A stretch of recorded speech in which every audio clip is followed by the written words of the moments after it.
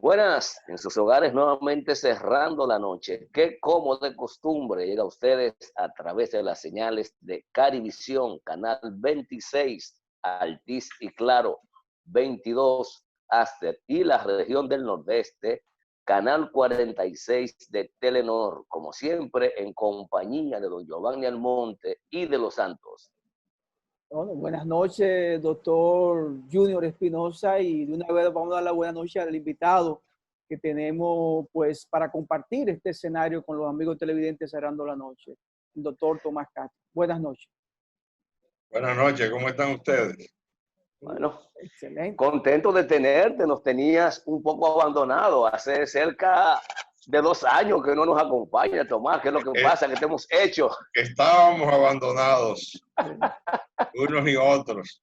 Usted sabe que yo soy un hombre que actúo por invitación, si no me invitan, yo no. No, pero a su casa usted no tiene, solamente tienes que llamar, decir voy, ¿a qué hora voy? Es así. Pero yo creo que es importante el contacto, Tomás, aparte de saber de ti, de que estés bien junto a tu familia. Justamente esta semana, ayer, conmemoramos, lamentablemente, 26 años de la desaparición del profesor Narciso González, Narcisazo. Y de ese tiempo hasta acá, sería bueno saber no solo lo que ocurrió en las instancias internacionales, ¿qué ha hecho el Estado dominicano para esclarecer esa desaparición forzosa? ¿Hay voluntad del Estado de aportar a la verdad, de que sean traducidos, como dice popularmente la gente, a la acción de la justicia los presuntos responsables de esta desaparición? ¿Cómo andamos, Tomás? Si tú divides 26 años de la desaparición y lo divide entre los periodos de gobiernos en la República Dominicana, que son de 4 años, Sí. con excepción de los 2 que se robó Balaguer, que fue un periodo de 2. 94 al 96. Estamos hablando de que son 6 periodos de gobierno. Y si tú quieres lo puedes poner en términos aritméticos o matemáticos. 5 periodos y medio, porque por el periodo de los 2 años de Balaguer, que fue donde se produjo el secuestro de Narciso González. Eso quiere decir que 6 gobiernos han transcurrido desde la fecha del secuestro y desaparición de Narciso hasta el día de hoy.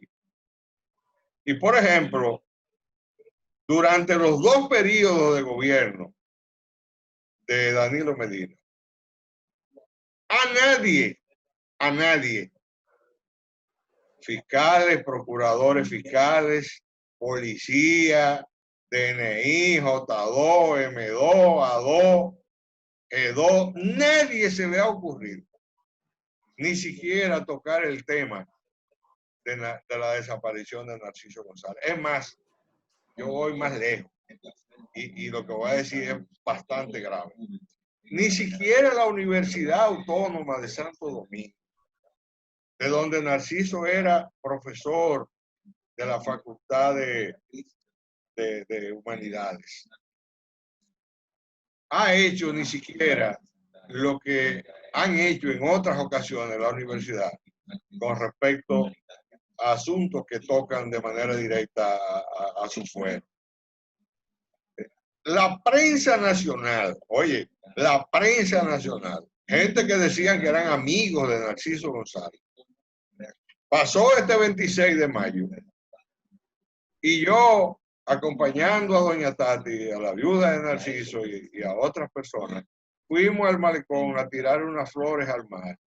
Y con excepción del noticiero de Color Visión, de Alicia Ortega, con excepción de ella que mandó un camarógrafo y que, por cierto, debió no mandar a nadie porque no reseñó nunca en sus en sus emisiones de noticias la actividad que nosotros realizamos de tirando flores al mar, porque no tenemos dónde ir a depositar de flores. Lo que quiere decir que es una situación de falta de institucionalidad, de garantía de la impunidad y de robo permanente de la memoria histórica de la República Dominicana. Ni siquiera los sectores que tradicionalmente eran, porque ya, y esto es penoso tener que decirlo, aquí hay órganos supuestamente populares que no se mueven si no es por dinero. Tú lo ves que matan a una gente en San Francisco de Macorís, o lo matan en Puerto Plata o en Santiago. Y si tú ves uno de esos grupos de que protestando, pidiendo justicia, exigiendo justicia, fue porque alguien le pagó. Porque nadie ahora mismo, porque la política lo ha dañado todo. Todo tiene un precio, todo tiene un valor, todo se compra, todo se ve, todo tiene un precio. Ese mercado de conciencia que Narciso González se refería en uno de sus poemas, ese mercado de conciencia está vigente en República Dominicana, desgraciadamente.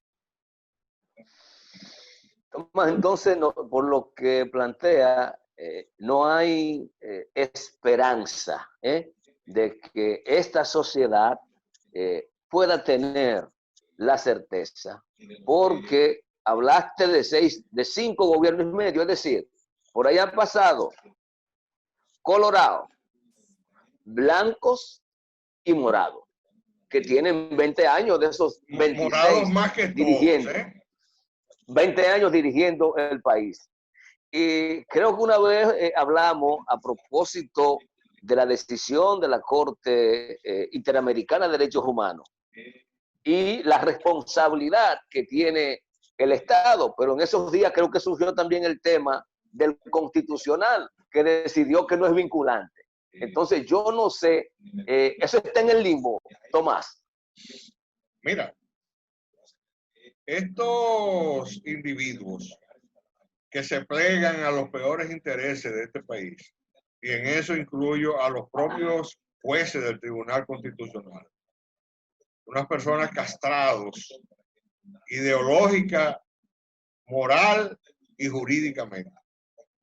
Porque no venía al caso, a no ser que fuera para proteger a los criminales de este país, salir en ese momento con eso, cuando en realidad la República Dominicana había ido a la Corte Interamericana de Derechos Humanos, había asistido, y cuando tú vas a un tribunal y da aquiescencia de la competencia de ese tribunal, posteriormente tú no puedes salir en un foro de carácter nacional a demandar la inconstitucionalidad de la aceptación de la competencia de ese órgano.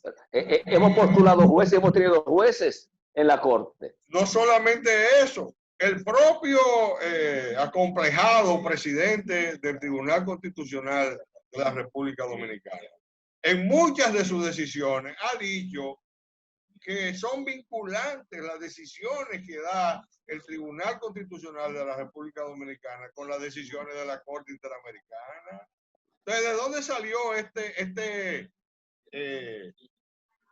pluscuamperfecto, acromegálico y cretino presidente del Tribunal Constitucional? De repente salir con que la Corte Interamericana no tiene competencia para juzgar los casos relativos a la República Dominicana. ¿De dónde salió? Única y exclusivamente por un interés de carácter político, de mantener la impunidad como regla fundamental para los acuerdos políticos que se generan en la República Dominicana. Tomás, habremos de esperar, igual que con el caso Orlando Martínez, 30 años o más para que pueda haber un mínimo de justicia, de procesamiento de los responsables de estos hechos. No creo que haya que esperar tanto. No creo que haya que esperar tanto. Falta solo un periodo. No, pero no va a haber que esperar tanto. Te voy a decir por qué. Porque Por ejemplo, recientemente, y no tan reciente, siendo Jenny Berenice Reynoso, fiscal del Distrito Nacional, un personaje que fue testigo excepcional de cuando a Narciso González lo llevaron a la Policía Nacional. Después de 3 infartos y un derrame cerebral, viéndose ante la posibilidad de morir, fue donde Jenny Berenice, que lo llevé yo, y le narró todo lo que él vivió en ese ambiente. Y Jenny Berenice, esas le grabó. Está en acta. Eso consta en acta, un video. ¿Hay un acta de esa declaración o no? No, está grabado en un video. De igual manera hay un video grabado de un oficial de la Fuerza Aérea Dominicana que, estando de servicio en el mercadito, en el organismo de inteligencia, pudo cerciorarse de una situación que allí estaba pasando, y vino a la fiscalía también y le narró lo mismo a Jenny Berenice Reynoso. Eso no me lo dijo nadie que no fuera de una persona. Es la propia Jenny que me llama a su despacho para que yo viera el video de la declaración que dio esa persona. Y esa persona no quería nada a cambio. Incluso digo, mire, si es que hay algo, alguna recompensa, cualquier sea, yo reniego de recibir cualquier tipo de beneficio por lo que yo estoy diciendo. Yo lo estoy diciendo única y exclusivamente porque yo quiero justicia en este país. Sin embargo, nadie hizo nada. Hay un individuo que yo pensé en algún momento de mi vida que era una persona seria, que era una persona honesta, que era una persona que tenía integridad, que era Francisco Domínguez Brito. Un sinvergüenza de marca mayor. Un sinvergüenza de marca mayor. Porque Domínguez Brito sabe muy bien que él fue la persona que sirvió de enlace en una negociación que hicimos para que el gobierno dominicano aceptara la competencia de la Corte Interamericana y mandara al Congreso para la aceptación de la resolución que iba contra las desapariciones forzosas. Él lo sabe muy bien, y él sabe que él se lo llevó a Leonel Fernández, y Leonel Fernández cumplió porque lo mandó al Congreso y fue aprobado en el Congreso la aceptación de la Convención Interamericana contra las desapariciones forzosas. Y sabe muy bien que Leonel Fernández aceptó la competencia de la Corte, que eso bastaba una simple declaración. Entonces, ¿de dónde salen todas estas vagabunderías? Sencillamente, si aquí se investiga la desaparición de Narciso y se llevan los responsables a los tribunales, se romperían algunas negociaciones políticas, que soy yo que te lo digo porque conozco quiénes son los participantes de todas estas vagabunderías. Tomás, ¿tú crees que ha encontrado un caldo de cultivo esta impunidad con el caso Narcisazo? El hecho de que, según tu percepción, y yo tengo que coincidir contigo, han dejado solo a la familia de Narciso, la sociedad y grupos sociales que tienen capacidad, y lo han hecho históricamente hacer presión. Sí, sí, pero te estoy diciendo, señores, la Universidad Autónoma de Santo Domingo, que el año pasado, cuando se cumplieron los 25 años de la desaparición de Narcisazo, boicotearon las actividades que estaban programadas para... ¿Cómo así, Tomás? ¿Cómo así? Bueno, si tú quieres, yo te enseño las invitaciones que me hicieron a mí de la universidad para participar en las actividades, y detrás de la invitación al otro día me llegaba el mismo día de la actividad diciendo que se había cancelado por diferentes razones. Y yo le dije a doña Tati, le dije a Jenny González, a su hija, le dije, mira, no pierdan su tiempo, que no van a hacer nada, porque ese es un elemento que sirve para negociaciones a muchos niveles. A muchos niveles, ¿eh? Entonces, a mí no me sorprende. Señores, yo fui a la Corte Interamericana, a la audiencia contra el Estado Dominicano por el caso Narcisazo, y vine de allá con una sentencia en las manos que condenaban al Estado Dominicano por violar los derechos humanos a la persona de Narciso González. Y yo pensé ingenuamente que por lo menos la Universidad Autónoma de Santo Domingo me iba a invitar para discutir los pormenores de la sentencia y lo que se podía hacer para presionar para su cumplimiento. En absoluto. Nadie. No me quieren ni siquiera cerca de la Universidad Autónoma de Santo Domingo, porque la Universidad Autónoma de Santo Domingo en la actualidad está dirigida por una mediocridad que raya en lo dictatorial. Ahí no permiten que nadie que pueda irle a hacerle sombra a todo ese grupo de mediocres que se ha enseñorizado. Ahí hay gente en la Universidad Autónoma de Santo Domingo que... Bueno, parece que se nos fue un poco la señal. Se nos frizó, con el doctor Tomás Castro. Vamos a esperar que se pueda restablecer lo más antes posible. Mientras tanto, el doctor Tomás Castro prácticamente hace una reseña de los últimos hechos trascendentales sobre la muerte o desaparición de Narciso González, Narcisazo, y pues habla de la intolerancia de algunos sectores dentro de la Universidad Autónoma de Santo Domingo de resistirse a seguir brindando algún tipo de ayuda o actividades en recordación de este que fue su catedrático, fue su profesor y periodista, que tenía una revista y una persona muy importante en la sociedad dominicana. Y es lamentable esto, Junior, muy lamentable. Pero creo que la mayor crítica, aparte del estado permanente de impunidad que impera en la República Dominicana, y hay que darle la razón en este caso a Tomás, es que en la medida en que ha ido pasando el tiempo, la familia se ha ido quedando sola. Pero también es un poco la experiencia que se vivió con Orlando Martínez.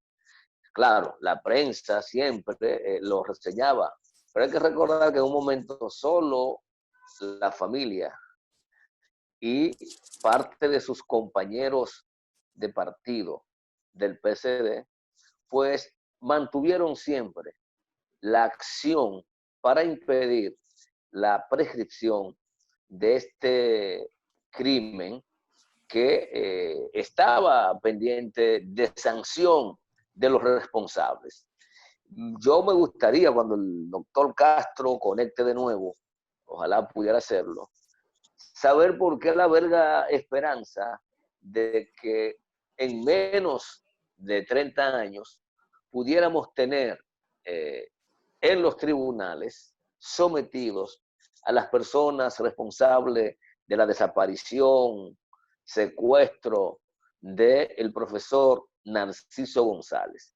Porque yo no sé si cuando opere el cambio de gobierno, que puede ser que no solamente sea de gobierno, sino el cambio de partido, esa es una posibilidad. Si hay algún compromiso de las nuevas autoridades de asumir este tema y de saldar esa deuda pendiente con la sociedad dominicana, con la familia de Narciso González, que están ávidos de que se haga justicia. No basta con la sanción de la Corte Interamericana. Es necesario que la jurisdicción local, en cumplimiento de esa sentencia, pues las autoridades hagan la debida diligencia. Junior, ¿me escucha, Junior? Sí, ya ahora sí te escucho. Porque se fue la luz, un apagón, y aunque yo tengo planta y la computadora tiene su fuente. Pero se fue. Falló. Pero el internet se va cuando se va la luz. Claro. Hay una pequeña interrupción. Tomás, a la espera de que tú conectaras nuevamente, cuando te planteé si íbamos a esperar los 30 años, me abriste la esperanza de que no, de que es posible en menos tiempo. Pero yo no sé si eso lo plantea en función de que cuando opere el cambio de gobierno o el cambio de partido de gobierno también, si crees que hay interés, compromiso de las nuevas autoridades de saldar esa deuda pendiente con la sociedad dominicana y con la familia de Narciso. No, lo que yo te puedo asegurar es que en el caso de Luis Abinader, que yo creo que va a ganar, Luis no tiene compromiso con esos sectores. Para la impunidad no lo tiene. Hipólito lo tenía, porque Hipólito, recuérdate, primero Leonel lo tenía, porque Leonel fue el fruto del Frente Patriótico con el apoyo de Balaguer. Hipólito lo tenía porque Hipólito amarró una chiva donde Balaguer y esa que le chiva evitó una segunda vuelta. Evitó la segunda vuelta y él transó la impunidad. Y después de Hipólito volvió Leonel Fernández y duró 2 periodos más, 8 años. Y recuérdense ustedes que de la gente vinculado al crimen de Narcisazo, yo nada más les voy a decir esto a ustedes. Miren, de los asesinos de Narciso, había uno que estaba como jefe de seguridad de obras públicas, que incluso un individuo como Martínez Pozo, que se había puesto a decir que Narciso González estaba loco en el momento en que ocurrieron los hechos, posteriormente salió diciendo que uno de los que mató a Narciso quería matarlo a él por un conflicto de intereses que entraron, porque él estaba con Danilo y el otro estaba con Leonel. Miguel Coco tenía en aduanas trabajando a varios de los individuos vinculados con el crimen de Narciso. Y el gobierno tenía también a un personero ligado también a la muerte de Narcisazo en una buena posición. Y su hija también, que fue viceministra de Obras Públicas durante todos los gobiernos de Leonel Fernández. Entonces, cuidado, doctor, cuidado, que está dando señas muy directas y hay personas que... no, pero yo puedo decir por su nombre. No, pero déjelo así. Francesca de los Santos es hija de Claudio de los Santos. Y todo el mundo sabe la ligazón que tiene Claudio de los Santos, no solamente con el crimen de Narciso, con muchas cosas más que han ocurrido en este país. Lógicamente, tú me puedes decir, bueno, pero Francesca no tiene la culpa. Es verdad. Tendría toda la razón, porque cada quien es responsable por sus actos. Pero lo que sí puedo decirte es que los gobiernos del PLD han protegido a todos esos individuos.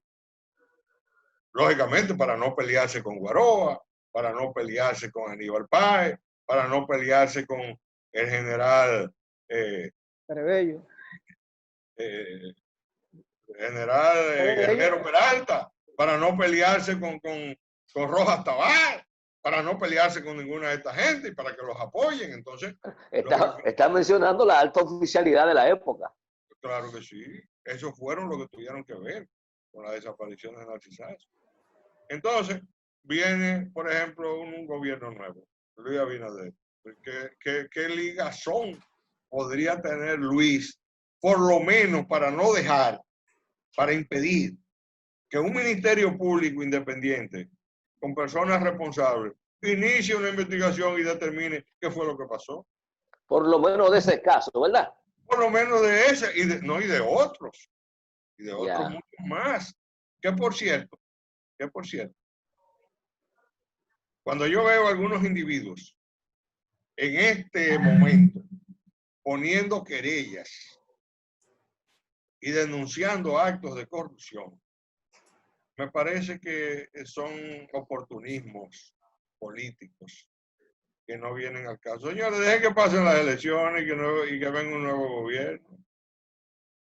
Y entonces podremos llevar todas las querellas habidas y por haber o denunciar todos los actos de corrupción para ver si las nuevas autoridades van a actuar o no. Pero venir en este momento, yo creo que eso es una especie como de echarle una pasta de jabón al sancocho. Eso es tirar tiros al aire, doctor, prácticamente. Desperdiciar las municiones. Eso es oportunismo político. Sí. Y podría también prestarse al chantaje y a la extorsión. Doctor, con su permiso, vamos a irnos a una pausa. Conversamos con el doctor Tomás Castro, importante abogado de la República Dominicana, un hombre muy informado, yo diría que demasiado informado, y vamos a la pausa. Luego de la pausa vamos a hablar un poquito de el panorama político, la situación actual que vive la República Dominicana. Vamos a la pausa y volvemos en breve. Está bien.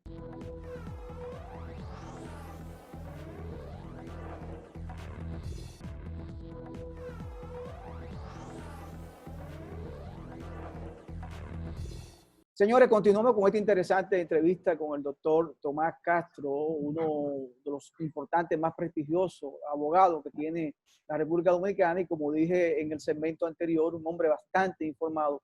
En esta parte, pues vamos a conversar con él sobre el panorama político actual, en los actuales momentos la República Dominicana y el país, por lo menos en el día de hoy, se debate entre varias encuestas que dan favorito al candidato del PRM que ganaría en primera vuelta, otra encuesta que hace la Pen and Show, ¿cómo se llama? La pena de Bernardo Vega, donde pues le da un empate técnico prácticamente al PRM y al PLD, y pues lo otro es con relación al estado de emergencia, donde la oposición está cerrada, ciega, a no permitir que se le vuelva a extender un periodo más de estado de emergencia, cuando ya hoy el Senado de la República pues aprobó 25 días más del estado de excepción. ¿Cuál es la opinión del doctor Tomás Castro como abogado, como un importante dirigente de la sociedad dominicana y como dominicano sobre estos temas? Bueno, si tú quieres, empezamos por el comienzo. El gobierno quiere que le aprueben 25 días más de estado de excepción. Eso prácticamente quiere decir que de prolongarse por 25 días el estado de excepción, prácticamente culminaría el mismo, faltando 7 u 8 días para las elecciones. Mientras eso sucede, el gobierno, con brigadas tanto de obras públicas como de los bomberos y otras instituciones del Estado, se pasan la noche entera en medio del toque de queda, quitando la propaganda política de los partidos de oposición y poniéndola de Gonzalo. De la misma manera que se pasan de noche repartiendo funditas y repartiendo las ayudas que debe dar el plan social de la presidencia. Entonces, esa es una de las motivaciones principales del por qué no se le puede aprobar al gobierno el estado de excepción, porque es un estado excepcional única y exclusivamente para la oposición. No es un estado excepcional para todos los dominicanos, ni para todos los partidos, sino que es un estado de excepción única y exclusivamente para la oposición. Y eso ya desdice mucho de lo que es lo justo, de lo que es lo normal, lo que es lo lógico. Entonces, por eso la oposición tiene necesariamente que oponerse a este plan. Pero hoy el sector empresarial, encabezado por el CONET, pues habló la necesidad de que se les tiende una prórroga más del estado de excepción. Me imagino que en esa tesitura está mucho sector empresarial del país.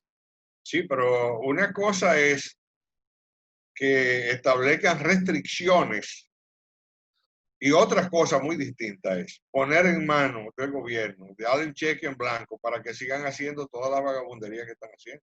Por ejemplo, si no se abren los establecimientos comerciales de expendio de bebidas alcohólicas y de fiesta y de baile, y se siga implementando la persona quedarse en su casa y la persona guardando la distancia y usando mascarilla, con eso solo es suficiente.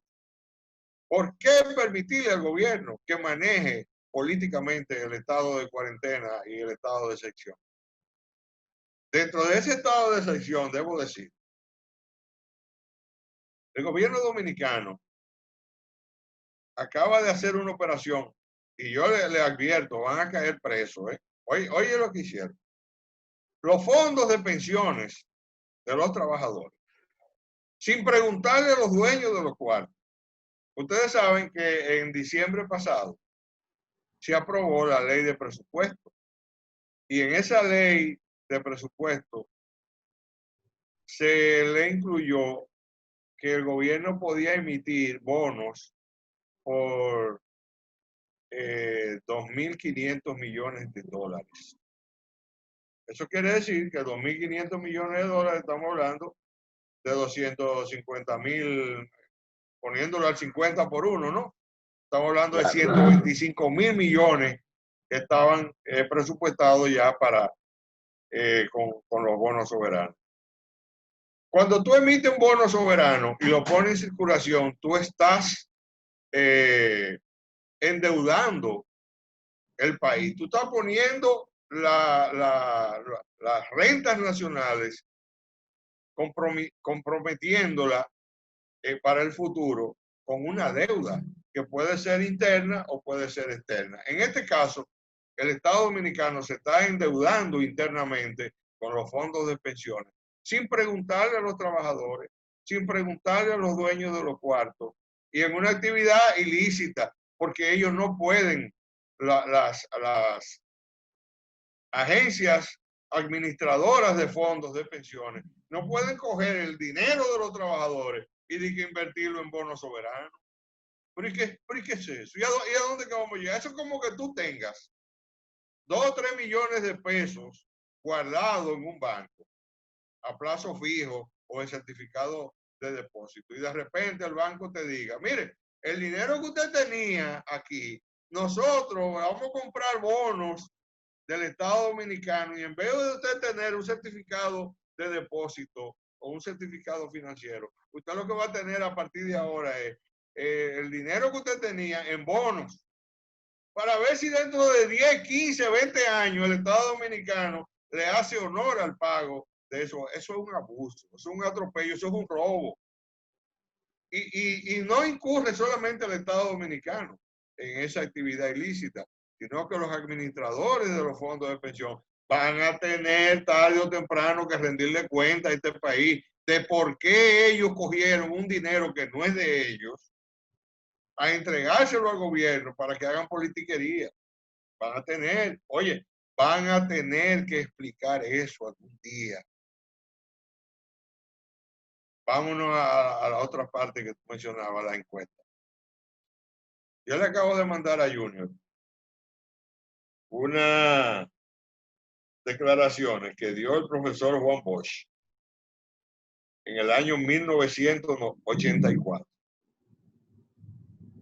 donde decía Juan Bosch que Bernardo Vega es un manipulador y que actúa presionado por sectores del gobierno, de los estados en diferentes épocas. Él ha actuado igual. Yo quiero que ustedes sepan que Bernardo Vega era el gobernador del Banco Central en el año 1984, cuando el gobierno dominicano negoció con el Fondo Monetario Internacional, que produjo una poblada en el país donde se habla de 250 a 300 muertos. Ese es Bernardo Vega. Y después que hizo su lío, conjuntamente con otras personas aquí, entonces cogió un cargo diplomático y se fue de embajador para Washington. Porque estos individuos que sirven a los sectores poderosos de este país, ellos meten a los gobiernos en problemas y ellos se salen como la gatica de María Ramos, porque ellos no toman decisiones políticas, las decisiones políticas las toman otros, ellos las aconsejan, igualmente que el señor Andy Dawager y todo esto. Entonces viene este señor en un momento como este y se destapa con una famosa encuesta que hizo de que por la vía telefónica. Señores, ustedes saben que cómo se manipulan aquí las llamadas telefónicas. Basta con que tú cojas predeterminado una cantidad de teléfonos de personas específicas para que te opinen en un sentido o en el otro. Lo que iniciamos en este país, algo que se conoce todavía al día de hoy como los interactivos, fuimos el licenciado Rafael Flores Estrella y yo, que teníamos un programa primero en Radio Pueblo y después lo llevamos a HIZ y fuimos los que comenzamos. Lógicamente hay que darle honor a quien honor merece. Manuel Segura, periodista Manuel Segura, tenía un programa en Radio Pueblo que se llamaba Línea 500, que fue el que inauguró prácticamente las llamadas telefónicas a un programa directo en vivo de radio. Lógicamente, Manuel había sido el locutor que nos controlaba un programa que teníamos en Radio Pueblo, Ernesto Valente Pérez, Rudy Germán Pérez y Tomás Castro en el año 1980. Y la última media hora de ese programa, nosotros sacábamos llamadas al aire. O sea que nosotros fuimos los padres de esa actividad de los interactivos.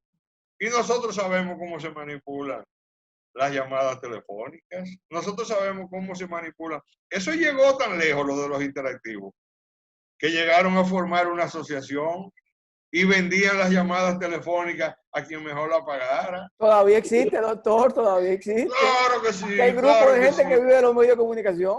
Que viven de llamar a los medios. De llamar a los medios y son influyentes. Entonces me va a decir este señor, este degenerado, que es un degenerado, porque ha vivido todos los años. Su papá fue embajador en Washington en tiempo de Trujillo. Le decían la Julia por sus actividades homosexuales.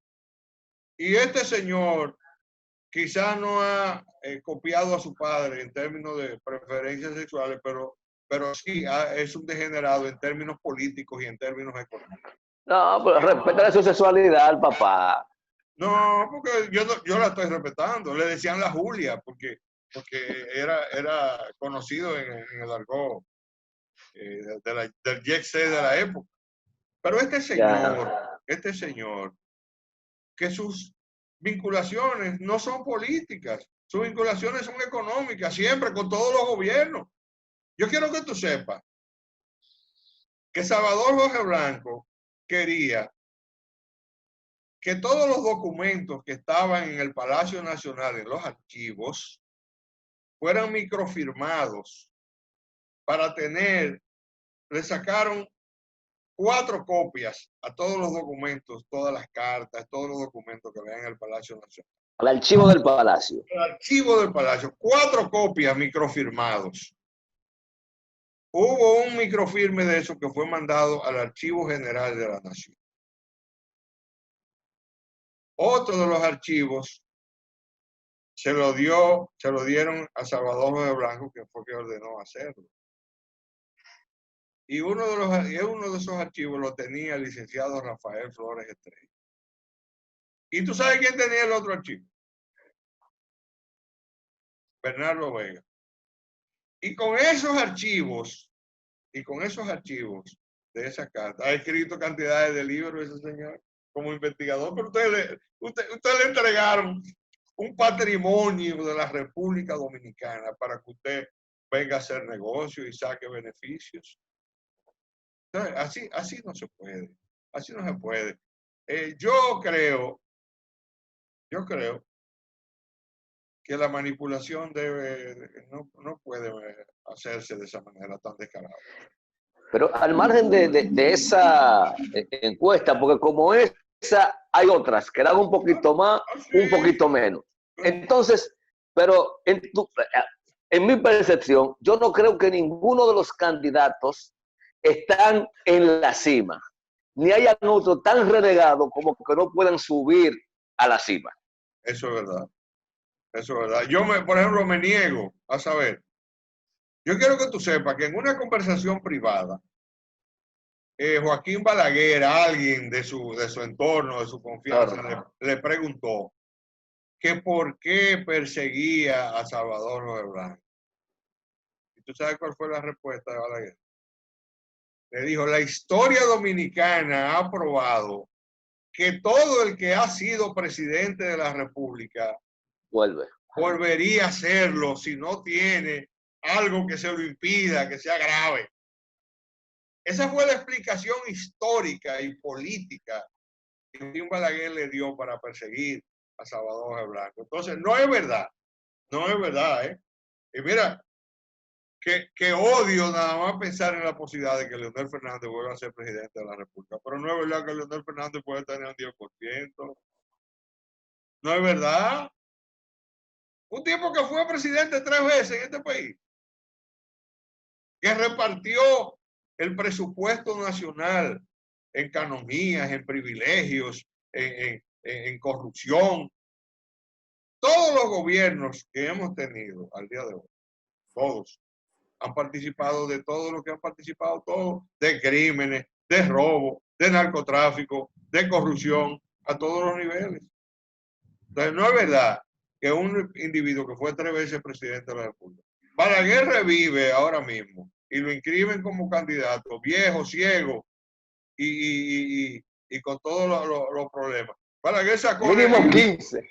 Balaguer sacó, señores, Creo que fue un 21. en el 2004, en el 2000, Balaguer sacó un 25% de los votos aquí.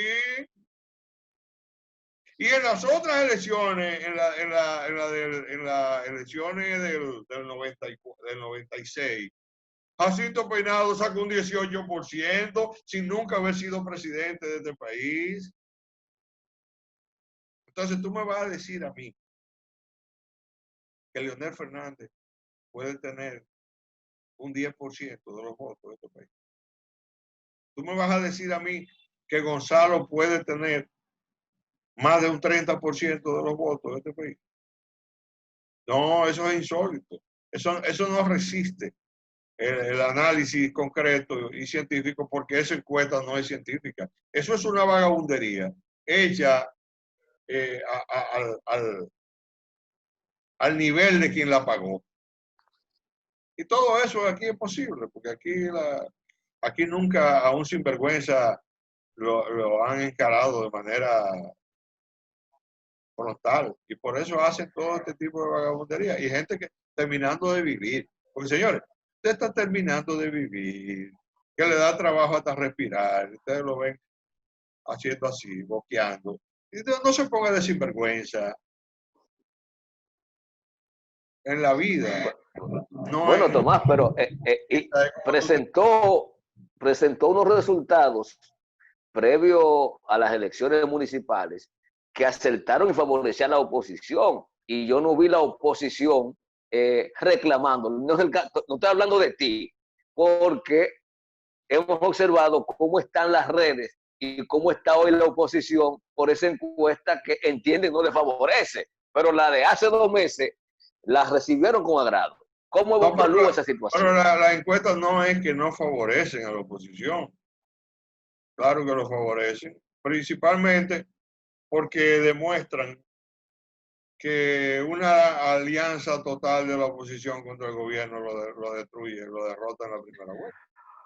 Tú estás hablando que necesitaría, Tomás, necesitaría, según esa encuesta, a Leonel y a Guillermo. Para poder, porque ellos hacen 11 más 39 y no le da. No le da. Pero súmale tú a Leonel y a Guillermo, a Gonzalo. Tampoco. No, entonces. No da. Es una perversidad. Eso es una perversidad. Eso es. Yo no entiendo. Eso es una claro, tiene una opción ahí de un 13% de indeciso que con eso se juega. Eso puede también, estar. Eso está hecho para. Eso puede salvar cualquier variación a último momento. Un 13% mira, muy representativo. Tú no puedes hacer una encuesta diciéndole a la gente, si las elecciones fueran hoy, ¿por quién usted votaría? Porque la gente sabe que las elecciones no son hoy, la gente sabe que son el 5 de julio. Y la gente desde ya sabe por quién va a votar el 5 de julio. Olvídate de eso. Ahí no hay variación. A menos que suceda algo muy importante, la gente no cambia de convicción. Eso abre la posibilidad. Muy importante. Sí, sí. Eso es lo que abre la posibilidad. De aquí al 5 de julio, de hacer 2 o 3 encuestas más y percibir mayores cantidades de beneficios, porque mientras más tú la manejas, mientras más la maquillas, mientras más la arreglas. Mira, yo quiero que ustedes sepan que yo estoy peleado con una emisora de este país que no me permiten usar su micrófono. No puedo, es más, mi nombre no puede ser mencionado ahí. Sencillamente porque en unas elecciones comenzaron a hacer unas encuestas vía telefónica. Y en todas las encuestas ganaba Miguel Vargas Maldonado. Fue en las elecciones del 12. Del 2008. 12. Debe ser el 2008. Ah, 2008. Sí, en el 2008. Debe ser el 2008. El 8. Sí. En el 2008 que el candidato del PRD Es así. Fue Miguel. Vargas, sí, Ok. Entonces, ¿qué resulta? En todas las encuestas que hacían en esa emisora, Miguel ganaba de calle. Y yo hice una pequeña investigación y descubrí que habían montado unos centros de llamadas telefónicas, que le llaman ahora Call center. Call center. Unos call centers en diferentes lugares. Y todas esas llamadas, esos teléfonos que estaban en esas call centers, habían hecho un programa de computadora para que cada vez que una llamada de esa entraba al sistema de comunicación de esa emisora, le daba prioridad a esas llamadas. Y entonces Miguel Vargas ganaba de calle en todas las encuestas, y yo me atreví a denunciar lo que estaba ocurriendo. Y a partir de ahí, pues, ya, prohibido. Enemigo personal. Enemigo personal. Porque aquí hay medios de comunicación también que se han convertido en mafias de la comunicación. Aquí son capaces, aquí hay medios de comunicación que son capaces, no de emitir opiniones, porque las opiniones son libres y cada quien puede hacerlas como mejor le parezca. Aquí hay medios que se reúnen, los participantes en esos medios, a decidir a quién le van a caer arriba, para entonces, dependiendo de lo que le ofrezcan, entonces bajarle la...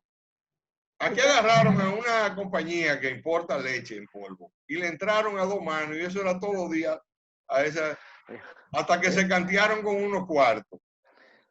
Inmediatamente, ahora es anunciante de esa emisora. Y esa compañía existe. Eso no quebró. No. Debe quedar algo. Está en el Sánchez La Fera. Debe quedar algo. Sí. Yo pensé porque en su momento esa compañía estaba compitiendo con una muy tradicional. No, ella está ahí. En el Sánchez La Fe, en la calle 18, detrás de la escuela Fidel Ferrer. Ahí está esa compañía. Tomás, ¿tú crees que el 26 de julio habrá no solo un nuevo gobierno, sino un nuevo partido en el gobierno? El 26 de julio. Por la segunda vuelta. Sí. Por la segunda vuelta. De junio, porque todo parece que va a haber una segunda vuelta. Miren, lo que pasa es que aquí las ideas certeras desde el punto de vista científico no existen. Porque aquí tú no puedes calcular los fraudes.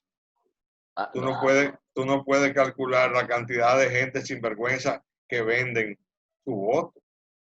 Yo estoy mirando que en todos los sitios donde hay oficialía del Estado Civil, hay grandes cantidades de filas de gente sacando duplicados de cédula. Habrá gente que tendrán 2 y 3 duplicados de cédula. Algunos venderán uno y se quedarán con una para votar. Algunos venderán más de una y se quedarán con votar. Otros venderán la cédula y no van a votar, porque hasta eso nos hemos llegado al desprestigio más absoluto de gente sinvergüenza que vende su voluntad. Entonces es difícil tú calcular los fraudes. Pero yo creo que aquí, si se cuentan los votos y hay unas elecciones medianamente libres, no habrá segunda vuelta.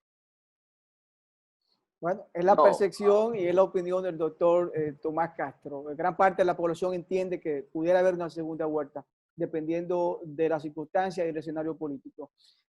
Doctor Castro, vamos a agradecer la participación de usted en Cerrando la Noche. Y ya se acabó el tiempo. Y ya se acabó el tiempo. El tiempo es implacable, Junior. El tiempo es implacable. Es lo único Es lo único que no podemos evitar, el tiempo. Démele un saludo fraternal a mi hermano y amigo, el doctor Julio Jacín. Así lo haremos. Seguro. Así lo haremos, así lo haremos. Amigos televidentes, conversamos con el doctor Tomás Castro. A ustedes gracias por la sintonía, pero tenemos que irnos a una pausa para unos compromisos comerciales. Luego de la pausa venimos con la despedida formal de este espacio.